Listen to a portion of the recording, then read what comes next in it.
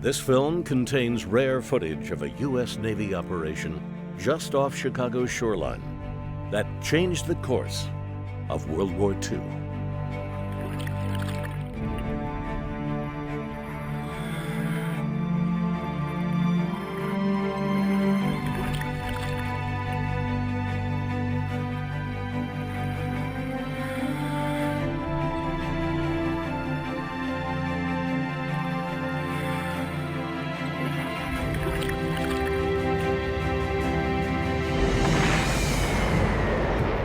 The U.S. had to get going. We'd just been attacked. The Navy needed carrier pilots.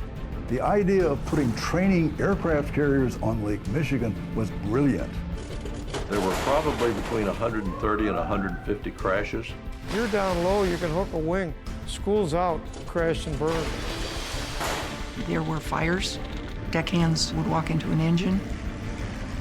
15,000 carrier pilots trained on Lake Michigan. These are the guys that shot the Japanese Air Force out of the sky. They were the ones that changed the course of the war.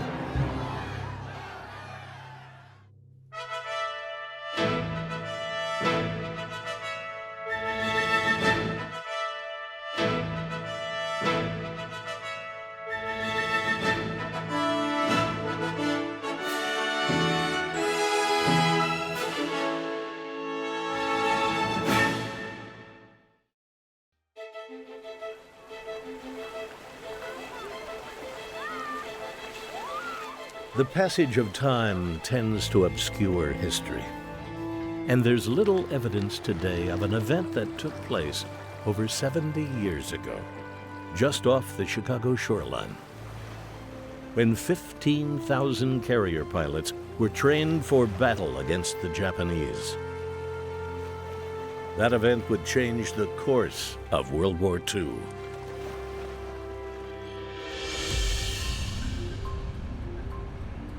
Take number 2 hose off, number 1 hose is staying there with you. On a cool spring morning, Army veterans Taras Lysenko and partner Alan Olson of A&T Recovery, a duo dedicated to locating and recovering historically important aircraft, headed out to coordinates on Lake Michigan, one of America's Great Lakes. Today they'll retrieve a World War II fighter plane, one of many on the lake bottom. They've been trolling these waters for more than 30 years, and with permission from the U.S. Navy, the team has located the resting place of some 70 aircraft and recovered 40 of them. Which way, Paul? Straight there. Now, 45 miles from shore, they've arrived over their target. It's a Grumman Wildcat. The FM2 Wildcat. It was a stumpy little thing, kind of big Hershey bar wing on there, narrow track landing gear, built to be rugged type of carrier-based aircraft.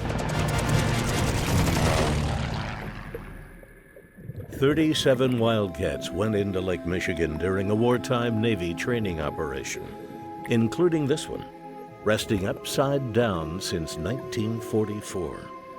They know its condition from a previous survey when they recorded side-scan sonar images and video using a remotely operated vehicle, or ROV. We've taken the ROV and we videotaped it and we could see it. The tail and the plane fell in the water, and the tail is separated laying right next to the airplane. Today, minus aquatic residents, the Wildcat is coming up. You have to be very meticulous to survive down there. A sloppy person won't make it. I have a very successful track record. I'm here. There's a lot of things that can go wrong. I mean, one of your regulators could free flow, your dry suit could leak, your mask could leak, your buddy could have a problem. There's a lot of things that can go wrong. But how did these now priceless warbirds end up in the frigid depths of Lake Michigan? The story begins in early 1941. Chicagoans were certainly aware of the conflict raging in Europe. but few had any real sense of the sacrifices being made by our future allies.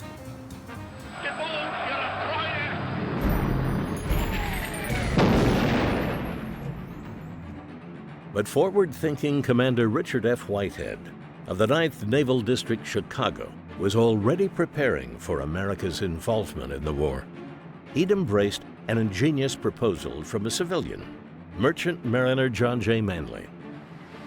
Working along the Atlantic seaboard in 1941, Manley noticed that aircraft carriers training pilots required destroyer escorts for protection from predatory German submarines. Wouldn't training carrier pilots in the safety of Lake Michigan be less dangerous? Whitehead agreed and immediately began lobbying the Navy to embrace the Lake Michigan experiment. The idea was initially perceived as radical. So the Navy commissioned a study to explore the concept. That's the Navy's bureaucratic way of slowing things down.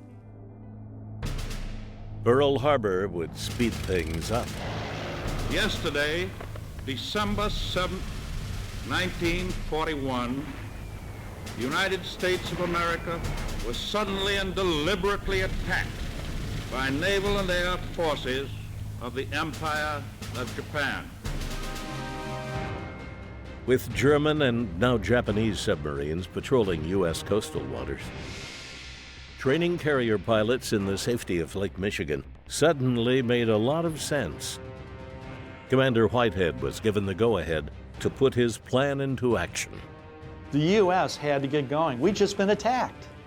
There wasn't time to build new carriers, so conversion of existing ships was the only viable option. The United States was already converting ship hulls into aircraft carriers. This was not a new idea. What was unique was that Whitehead wanted to convert passenger ships into carriers and do the whole operation on Lake Michigan. But now the challenge is to find a ship that's big enough to be able to handle aircraft, and they found two actually operating on Lake Erie, the C&B and the Greater Buffalo. These were passenger steam-powered excursion ships. And these would be the ships that would get you from one Great Lakes city to another. Designed by Frank E. Kirby and Louis O. Keel. Kirby, he was the nuts and bolts guy. He knew how to get speed, maneuverability, and it was a side wheeler, a signature of a Kirby boat. Like the big paddle wheels you see on a Mississippi River boat, Mark Twain sort of thing. And then you have Louis Keel, the decorator who could do these things up to the nines. He took this great mechanical shell, made it into something beautiful. And it wasn't just about getting there or fine accommodations, but it was entertainment, things to keep you occupied and have some fun. It was like being in a fine hotel, except it floated.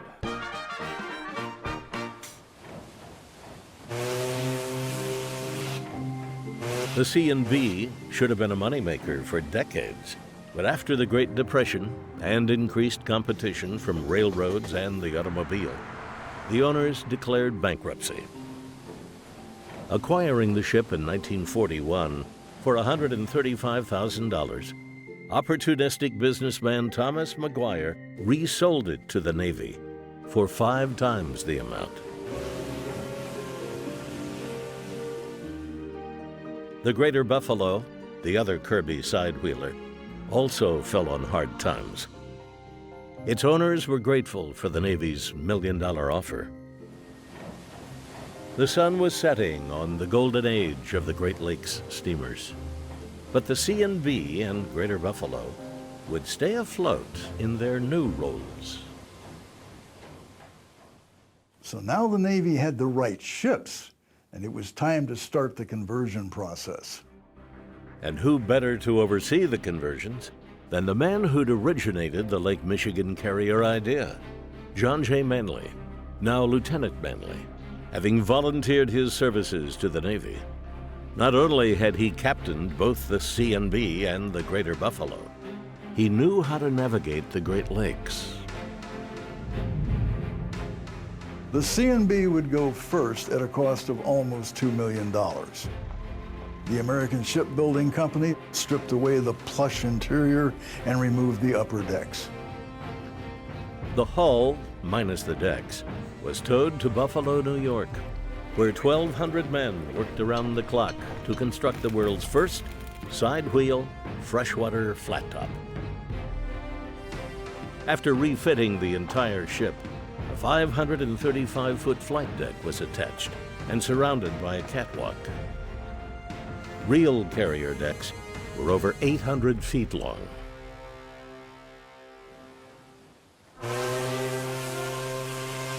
Conversion, scheduled to take 4 months, was completed in 2. At a commissioning dinner in Buffalo, New York, on August 12, 1942, the CNB was officially renamed the USS Wolverine. Even before Wolverine left the shipyard, the Greater Buffalo had arrived alongside for its conversion. 9 months later, it would join the Wolverine on Lake Michigan after being commissioned the USS Sable. The Wolverine and Sable were unlike any other aircraft carriers in the Navy. They were crewed by 270 instead of more than 3,000, as you would find on the Lexington. They had no below-deck hangars. They had no armor, no armament, and they were never going to see salt water or enemy submarines either. Discover the past with exclusive history documentaries and ad-free podcasts presented by world-renowned historians, all from History Hit. Watch them on your smart TV or on the go with your mobile device. Download the app now to explore everything, from the wonders of ancient Pompeii and the mystery of the princes in the tower to the life of Anne Boleyn and D-Day. Sign up via the link in the description. Nice and easy. You gotta drop. All right? Back on Lake Michigan, the divers begin their 160-foot descent to the Grumman Wildcat. Hey, Keith? Yeah? Can you swim over and help him? Aaron! The murky water makes the guide rope the only thing visible until the diver is within 20 feet of the resting warbird. Then, there it is. A sight that never gets old. As was expected, the Wildcat is upside down and partially buried. They'll use its landing gear to attach additional cables and customized lift bags. Nice and slow. Perfect. We could put more bags on the lift line as needed, depending on the calculated amount of lift that we think it needs to come up at the proper speed. They'll flip the aircraft right side up and suspend it just beneath the surface for the long, slow tow to shore. They always tow it underwater because wave action on the surface could further damage it. Neutral. Yep. Tomorrow, the Wildcat will be lifted out after 70 years on the bottom.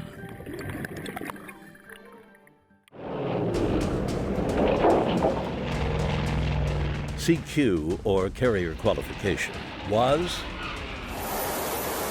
is, and will continue to be, for the immediate future anyway, the process of training pilots to land on and take off from aircraft carriers. After Pearl Harbor, it was clear victory in the Pacific would depend on carrier-qualified pilots. Pilots were training all over the country at the time, but they came to Glenview to do their carrier qualifications. So if they were training at Jacksonville, or if they were training at Pensacola, or they might have been training in Iowa, they ended up coming to Glenview to do their carrier quals. And Naval Air Station Glenview was chosen because of its location, just north of Chicago, and only 7 miles west of Lake Michigan. where the Wolverine and Sable were ready for carrier pilots. Operations really began to ramp up at Glenview Naval Air Station. These young men were 18, 19 years old. Many of them were right out of high school. In about 6 months' time, the sleepy little base became a full-fledged Naval Air Station. When a young pilot would arrive for his carrier qualification, he would have completed his primary training and probably some advanced training. And that training was very comprehensive. In addition to learning skills to make them better pilots, they also learned techniques designed to save their lives. And they watched instructional films, hours of them. Get enough sleep. Don't fly on an empty stomach. Don't smoke too many cigarettes. Don't drink too much liquor the night before flying. The suit won't cure a hangover. Blood is forced towards the head. Your stomach is shoved up toward your chest. Pardon me. You'll have an edge on the Jap. Oh, so sorry, please. We've told you everything of importance about these diseases. If you do expose yourself, use a good condom.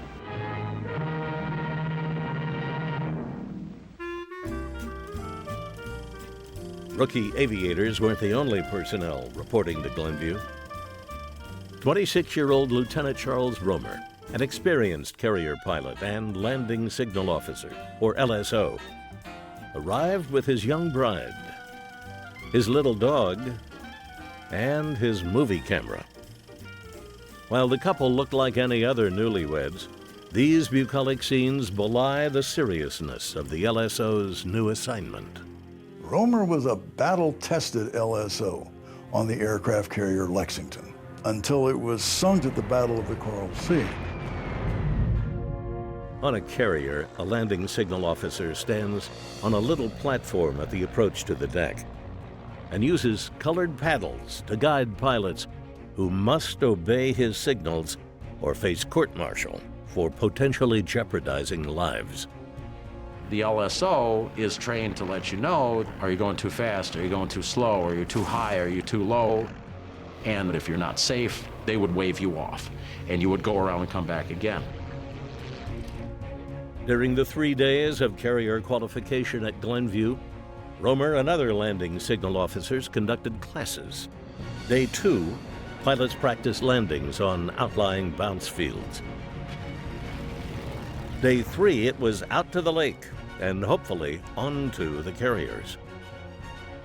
This accelerated schedule was necessary to qualify the thousands of pilots needed. Pilots like Chuck Downey, who in his 90s is still a naval aviator. Look for any unusual play. It hasn't flown since September. In 1943, 18-year-old pilot Downey was the youngest commissioned officer in the U.S. Navy, an honor once claimed by 41st President and former carrier pilot George Bush, who also qualified on Lake Michigan aboard the USS Sable. But it turns out that I was younger than he, and he acknowledged that years and years later. We have a lot in common. We were both awarded Distinguished Flying Crosses, and we both trained on Lake Michigan. Downey still remembers the details of his first carrier landing, like it was yesterday. I was the flight leader flying the SNJ. It was a basic trainer, 600 horsepower, lots of noise. The SNJ, or the pilot maker, as it's been nicknamed, is a complex aircraft. It's got landing gear that retracts. It's got full span flaps. I said, Glenview Tower, this is Flight Charlie, ready for takeoff. Over. Flight Charlie, cleared for takeoff. Rendezvous over Point Obo. Over. Point Obo was actually the Baha'i Temple, which is the largest landmark on the shoreline between Navy Glenview and Lake Michigan. Once you're there, you would contact the carrier by radio. Wolverine, this is Charlie flight over Obo. Expect 1329 over carrier. This is Wolverine.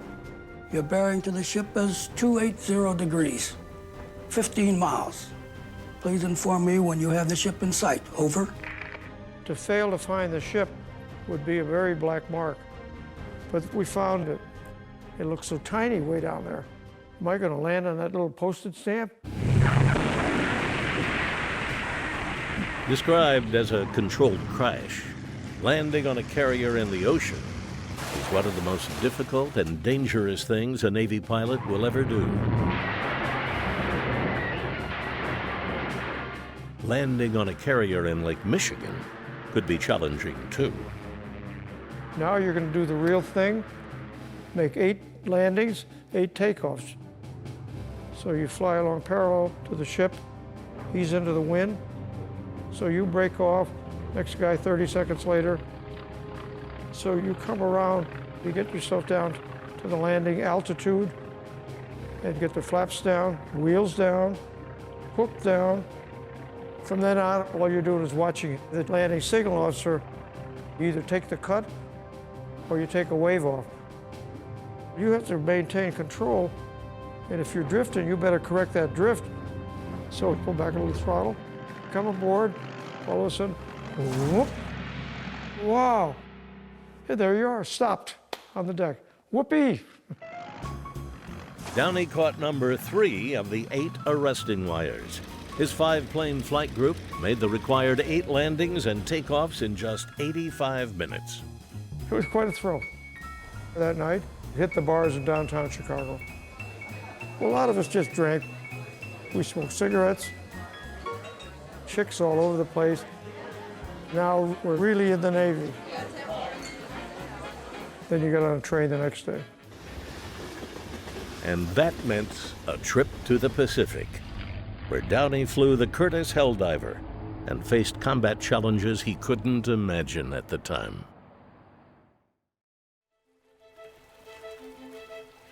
After hours of slow towing, the Wildcat has finally arrived at the dock. As planned, it's December 7th, the anniversary of Pearl Harbor.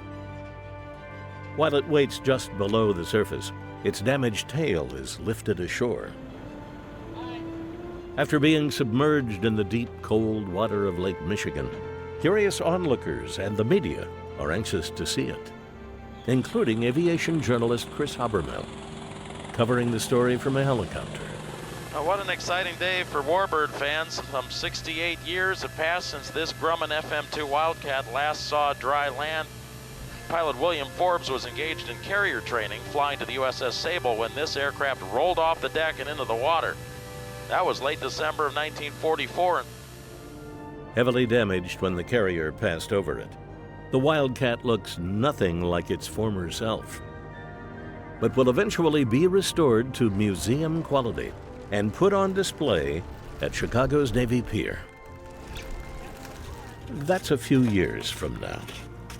Today, it will be cleaned up a bit, drained, and have its wings removed for transport. It's a little hard just setting it on a semi and flying down the highway the way it is. So we have to make it 8 feet wide and less than 14 feet tall so it can go down the road. Every bridge and overhang must be accounted for along the route to the restoration facility.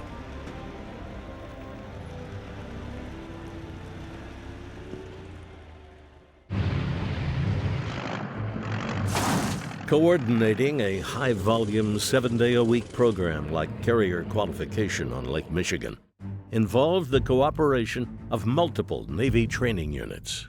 The carrier qualification program was not handled just by Glenview alone. Glenview concentrated on the aviation end of it, but Great Lakes played an important part of this. Great Lakes was a boot camp for those entering the Navy. And in fact, many of the sailors that operated the carriers came from the Great Lakes Naval Training Center. Uncle Sam's $50 million school for Blue Jackets turns out its manpower for that Navy second to none, built to accommodate an enrollment of 25,000 men. Ready for their battle stations and the eventual cruise to Tokyo. Hiya, Tojo, they do mean you. Great Lakes trained the Black Shoe Navy. They were all of the people who kept the actual ship going. They were the stokers. They were the firefighters. They were the cooks. They were the deck crews. Working the deck of any carrier is dangerous. Working the deck of the Wolverine and Sable was very dangerous because the deck crews, like the pilots, were in training. To lend some order to the chaos, crews wore numbered, color-coded jerseys to distinguish their assignments. There were fire crews, plane handlers, arresting gear crews, lubricators, and refuelers.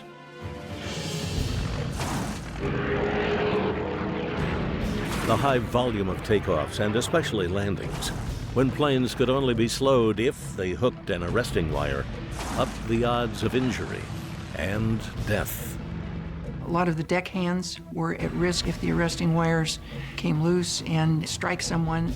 Just in case a wire snaps, they got to be below, because the wires would come around and cut their head off. There were fires. Sometimes the deckhands would walk into an engine. That could be fatal. Yellow shirt number 2, Bill Murphy, served with the Wolverine's flight deck crew for 2 years. There he witnessed the impact of Lake Michigan's varied and often dangerous weather on carrier operations, not the least of which were waterspouts, tornado-like columns of water and spray that often occurred on the lake. While not a serious threat to the carriers, they could play havoc with the aircraft. The waterspouts were rather common on Lake Michigan during the spring and fall, whenever there was a possibility of thunderstorm, turbulence. And one afternoon there, we saw 7 waterspouts at one time. And they were all within, I would say, 3 miles from the ship. Winter on the lake could be equally hazardous, as Murphy recalled. One afternoon, I believe in 1943, it was a heavy overcast day, and it was cold. The forecast was possible snow flurries. And after waiting for a day and a half for the snow flurries to come, we decided to go ahead and operate. And we got caught in a snowstorm. It was one of those lake effect snow squalls that comes up over Lake Michigan every once in a while. And we lost 3 airplanes in that snowstorm. We never did find the aircraft. Recently acquired history and accident cards confirm those 3 aircraft were lost. But pilot Arthur Phillips was rescued by 2 civilians who'd seen him crash near shore. Pilot George Green's body was later recovered from the frigid water. But pilot Herbert Brown was never seen again. A crash in Lake Michigan in the winter was a life-threatening event. Hypothermia was the leading cause of death. Very few of the pilots were lost. If a pilot went into the water, the Coast Guard helped them to fight another day. The 83-foot twin diesel Coast Guard crash boats, also known as picket boats, were under Navy command during the war, as were other escort vessels. There was a kind of task force that accompanied the Sable and Wolverine. It was comprised of 2 little Navy cabin cruisers, a salvage vessel called the Commerce that picked up aircraft out of the water, and of course, the picket boats.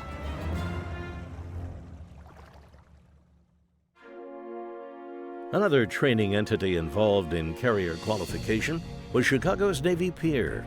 Not only did the Wolverine and Sable dock next to it, it was the perfect location for housing and training carrier support crews. Actually, 5 days before Pearl Harbor, the Navy took Navy Pier over and turned it into a major training center.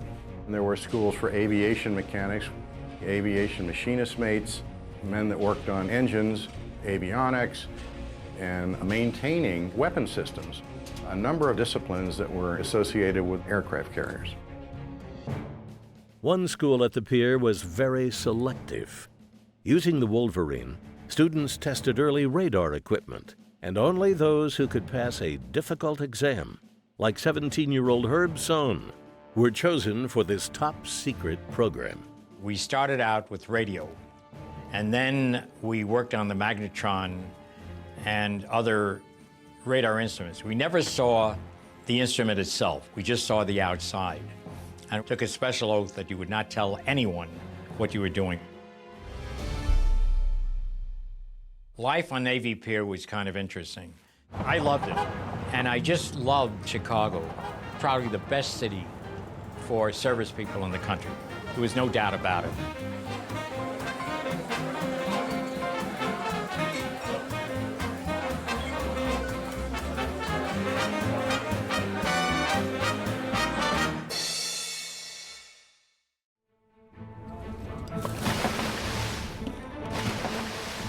Roughly 30 miles off the Chicago shoreline, A&T Recovery is back on the water, retrieving a second rare fighter plane. Take number 2 hose off, number 1 hose is staying there with you. Okay, so Resting 250 feet below the surface. The condition of this aircraft was also determined on a previous dive. It's a Vought Sikorsky Corsair. The F4U Corsair, bent wing bird. Tons of horsepower. You're talking the real hot rod. The Japanese called it whistling death because it made a particular sound when it came in for the attack. And of course, you had that massive prop. This Corsair on the lake bottom is a rare birdcage Corsair, the only one in existence. Birdcage refers to the metal lattice work of the cockpit canopy, which restricted the pilot's vision. Corrected in later models, it was a contributing factor in this plane's fate. according to the accident card, the pilot couldn't see the landing signal officer, so he didn't realize he had a cut, and he thought he had a wave off, so he gave it full throttle, but the tail hook engaged the wire and ripped the tail hook and the landing gear right out of the base of the plane. And the airplane fell over the side of the deck and then went down to the bottom. Pilot Carl Johnson survived that day, but died a few months later in a mid-air collision over Hawaii. While the Corsair's metal surface is encrusted with muscles, it's intact. But the fabric portions of the aircraft, covering control surfaces, are long gone. Once again, the dive team is using lift bags to suspend the massive Corsair and its tail just beneath the surface for the 12-hour tow to shore.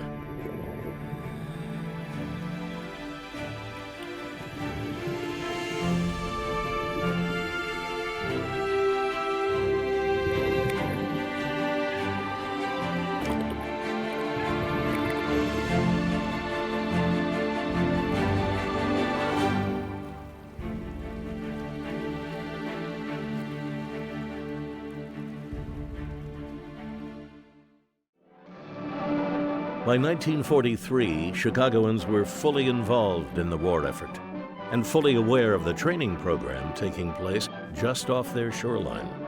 The newsreels left no one in the dark. Naval Air Cadets, 1,000 miles from the sea, learn the technique of flying with the fleet. In battle formation, they take off for their floating base of operations on one of America's Great Lakes. Formerly the world's biggest side-wheel passenger steamer, she's now the training carrier Wolverine, an inland carrier training 10,000 new Navy fighter pilots a year.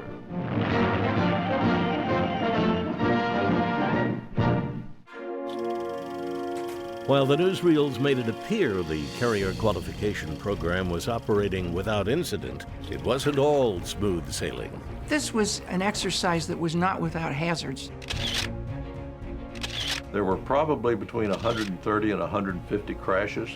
You have all flavors of pilot. Some guys are born to it, others not the best naval aviators. Not everybody's going to be the great Waldo Pepper. The greatest issue for the pilots initially was the flight deck was only 26 feet above the water. That's quite a bit different from like 85 feet on a regular Essex class carrier. The deck is going to be pitching. You have waves to deal with. Well, if you're down low, you can hook a wing. School's out, you're through. You crashed and burned. If they missed the wire, they actually had a barrier. It would catch the wheels and flip the aircraft onto its nose. Efforts were made to have pilots qualify in the type of aircraft they would be flying in combat. But insufficient wind over deck interfered with that plan. The carriers made about 20 knots, and so they would have to angle into the wind in order for the planes to get lift. On windless days, heavier aircraft could end up in the water, making the more forgiving SNJ Navy trainer the aircraft of choice. Dense black coal smoke was another problem. The Sable and Wolverine were the only two coal-fired carriers in the entire U.S. Navy. The smoke was so dense sometimes that it interfered with flight operations. The skippers try not to have the stack smoke blown across the runway, especially being a new pilot going into CQ, they want the wind straight down the deck. It took a while to train the crews to keep the smoke to a level that was acceptable for flight operations. So really their training landings on board the Wolverine or the Sable were a lot more difficult than the landings they would have once they got to the fleet.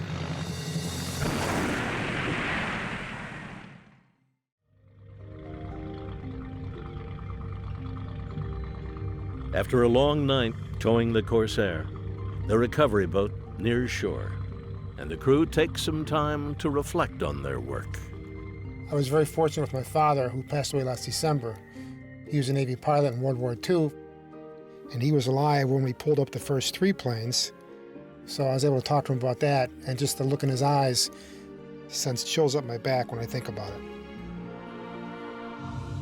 Every one of these aircraft had several stories that went along with it. And we're losing the men. I don't want to lose the stories. Hopefully these airplanes will save the stories. The Corsair has arrived at the marina, and Taras Lysenko directs the lift-out. You're good right there. He's concerned about protecting the already damaged aircraft and crowd safety. Let's go. For good reason. We clear over there? Water is draining out, but the plane is still heavy, full of mud and sediment, straining the cables. All right. Hey, we got to get you guys to move back a little bit, okay?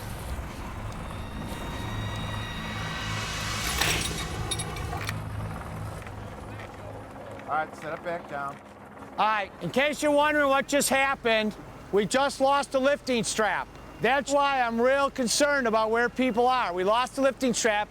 You notice it didn't go anywhere because we have redundancy. We're holding it. No harm done. The crew quickly attaches a replacement strap, and the plane is lifted safely to shore. To the untrained eye, the Corsair looks a little rough. I'm amazed. She's beautiful. She's actually really nice. She's in great shape. If you see all that paint, you see the number, you see the training number on the side, she's in great shape. Okay, whoa.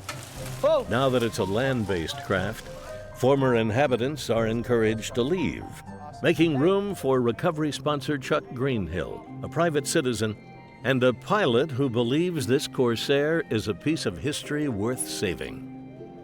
It's owned by the Navy. It's always been owned by the Navy. The Navy couldn't pay for this restoration for technical reasons, so I stepped up and did it. And I'm just thrilled to death to see this airplane become an artifact in a museum instead of a muscle-eaten piece of junk on the bottom, and that's the bottom line. Yeah, right there. All right.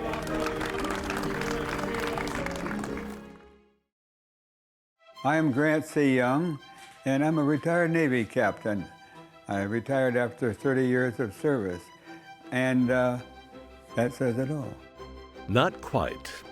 Grant Young served his country in 3 conflicts: World War II, Korea, and Vietnam, and earned a Purple Heart and the Navy Cross for extraordinary heroism in operations against the Japanese as a carrier pilot. He did his carrier qualification on Lake Michigan in a torpedo bomber, the Grumman Avenger. The TBM Avenger, big, lumbering, fat-looking thing because it had an integral bomb bay. It could carry bombs, it could carry rockets. It had a ball turret, machine guns, carry a big torpedo too. It was kind of a truck. Young remembers his time training in Lake Michigan, not so much on it. It's December 16th. Very cold. I had landed my 5th time on the Wolverine, so I rolled down the flight deck, got airborne, and my engine stopped. I hit the water square, and I crawled out on the wing, found out that my life raft couldn't be inflated, so I looked back, I could see the safety boat, and he roared up and stopped it just before bunting into the tail end of my airplane. And as the sailor came on the bow, he says, "You gotta get to us, we can't get to you." So I started swimming through float ice, scum ice, and I kept swimming in that cold water. And I finally got up to the side of that boat. And I realized I can't feel my legs anymore. And meanwhile, this sailor says, "Come on, get up out of there, it's cold out here." Can you imagine that? Oh boy. After surviving Lake Michigan, it was on to the Pacific, where Young flew a more reliable Avenger. On April 7th, 1945, he would help put an end to the heaviest and most powerfully armed battleship ever constructed, the Yamato, the last Japanese threat to the U.S. Navy. I happened to be on an anti-submarine patrol that day, and they called me back to the ship, the USS Intrepid. And there was this hustle-bustle going on the flight deck. My commanding officer said the Yamato and a group of destroyers were going to come down and get amongst our invasion fleet at Okinawa. So we were going to go up and prevent them from getting in there.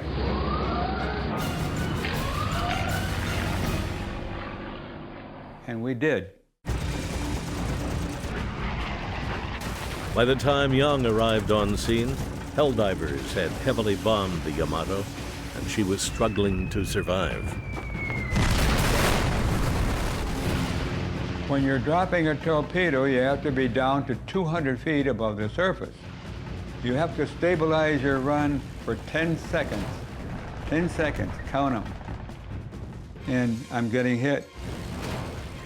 So I hit the button, dropped my torpedo, and I slammed the bomb bay door shut.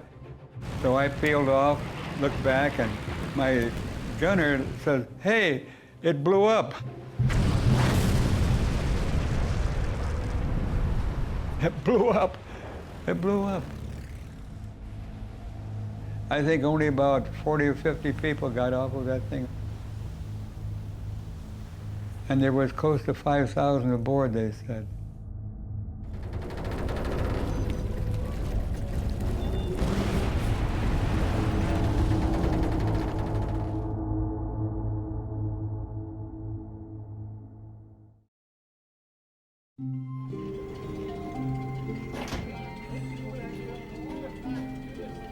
On a cool November morning, the recovery team is prepping for their third and final lift out of the season. Towed to shore yesterday, this aircraft is a Grumman Hellcat, nicknamed the Ace Maker. The F-6F Hellcat, real fighting aircraft, you're talking 2,000 horsepower. They're built for speed, they're very fast, very maneuverable, and very lethal.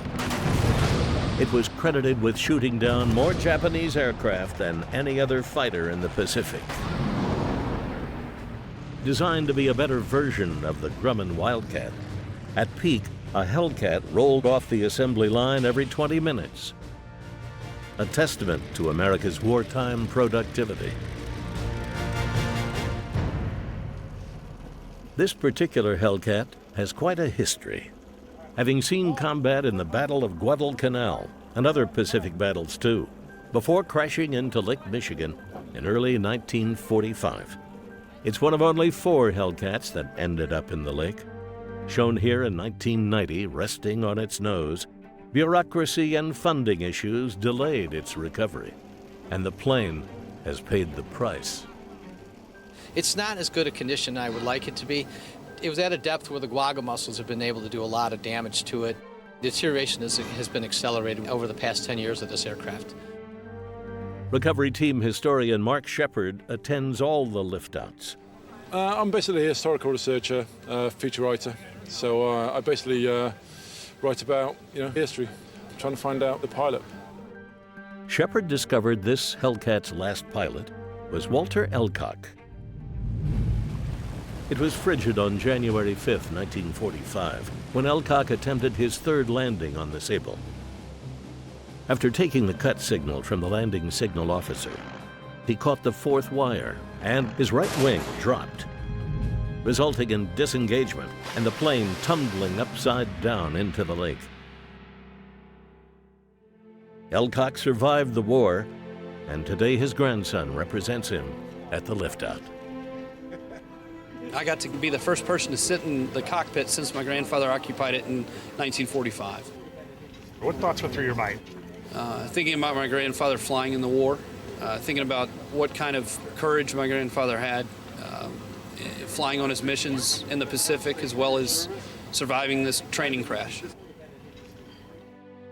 The school was St. Mary's in Evanston, and I must have been in about maybe 3rd or 4th grade, and every single time that one of these planes went over the school, the nuns would stop dead in their tracks.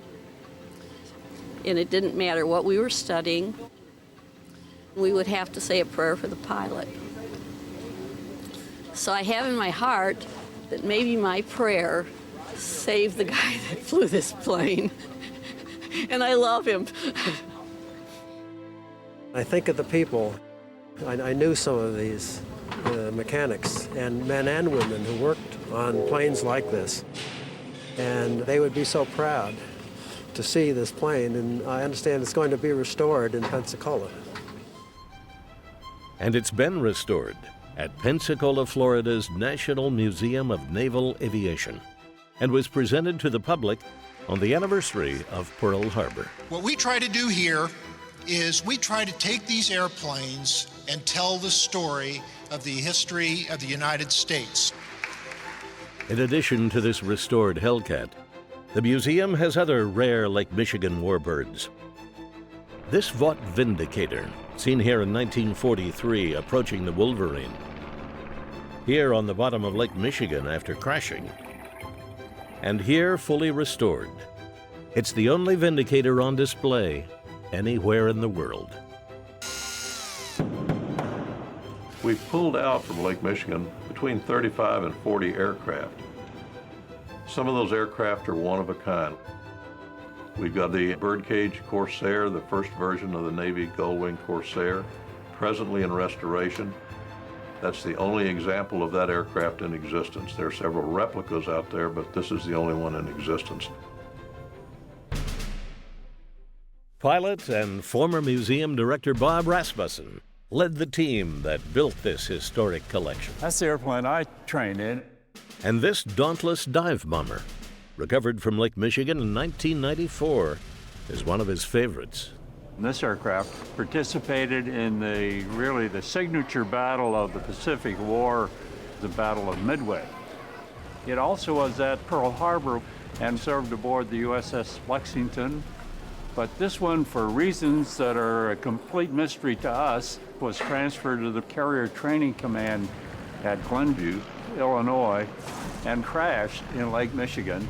And I would say a good 90–95% perhaps of the original aircraft is what you see here on the floor. The Air Zoo in Kalamazoo, Michigan is also home to Lake Michigan warbirds. Their newest arrival from the lake bottom, the Grumman Wildcat, is just beginning restoration. The first airplane we restored from Lake Michigan was a Douglas Dauntless SBD with no muscles on it. But the Wildcat was covered with guaga mussels inside and out, causing severe corrosion. This invasive species entered Lake Michigan and covered all the metal airplanes on the bottom. This is something that happened over a 19-year period. Based on what I'm hearing from the metal people, is that in another 10 years, the aircraft in Lake Michigan will not be recoverable. They will be too far gone. It's become even more urgent to save these aircraft and bring them up before it's too late. It's a big piece of American history and it should be preserved. It's no good at the bottom of the lake. Most of the 40 aircraft recovered from Lake Michigan are still property of the Navy and officially on loan to the many air museums currently displaying them. The same is true for planes on display at airports, like this Wildcat at Chicago's O'Hare, and the SBD Dauntless at Chicago's Midway Airport, which required a small army to safely install. This is really suited for here. The airport's named after the Battle of Midway, and this is the type of plane that won the Battle of Midway, came out of Lake Michigan. It really belongs here. This plane really belongs here. 3 rare unmanned TDN test drones here on the USS Sable also found their way to the lake bottom, and there are plans to recover one of them. Tested in the waters of Michigan's Grand Traverse Bay, they were the beginning of the modern drone program.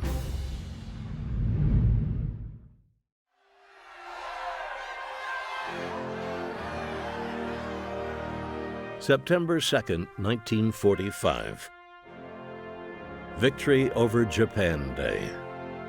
It was the end of the war and the end of carrier qualification on Lake Michigan.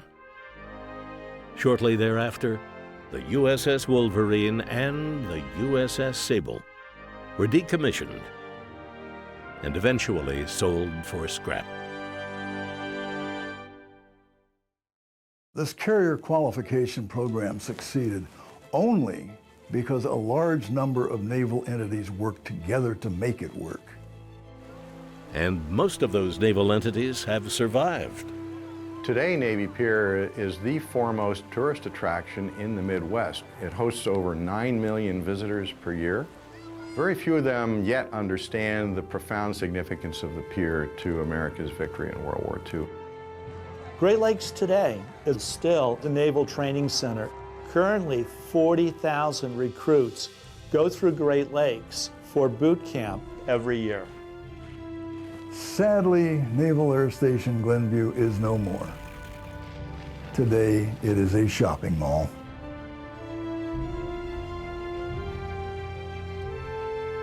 No, every time I drive along Lakeshore Drive and I'm looking out across the water of Lake Michigan, I can't help but think about the history that's down below and the history that used to be above it. Most historians today will agree that the carrier qualification program on Lake Michigan played a pivotal role in our victory during the Second World War. Without it, we would not have had the pilots with the skills necessary to prosecute the war against Japan. The pilots who served here would never have described themselves in this way, but they were really heroes in training.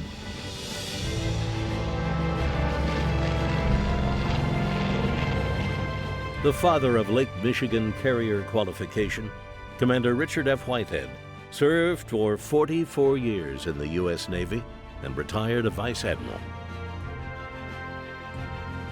Almost 15,000 Navy and Marine pilots, including 11 from the British Royal Navy, and over 40,000 crewmen went through Whitehead's training program. While 8 pilots were lost during qualification, and many, many more died later in the Pacific, the operation can only be regarded as a success.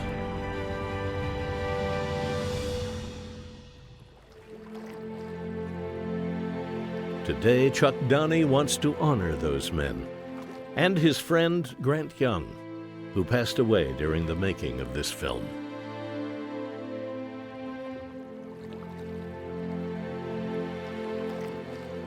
My personal feeling that the heroes did not come back. I think we were trained to do our job. We did our job. I was happy to have done it and happy to have survived. They didn't have this classification back then, but Chuck Downey and Grant Young were really top guns of 1943. When did you know you wanted to be a Navy pilot? Ever since I was 5 years old, I wanted to be a Navy pilot. My grandfather took me up to see these 3 old biplanes. My grandfather held me up to look in the cockpit of this amazing thing, and I saw there was funny-looking clocks. There was 4 or 5 of them there. He set me down, and I said to my grandfather, I'm going to learn to fly one of these things before I'm done. And I did.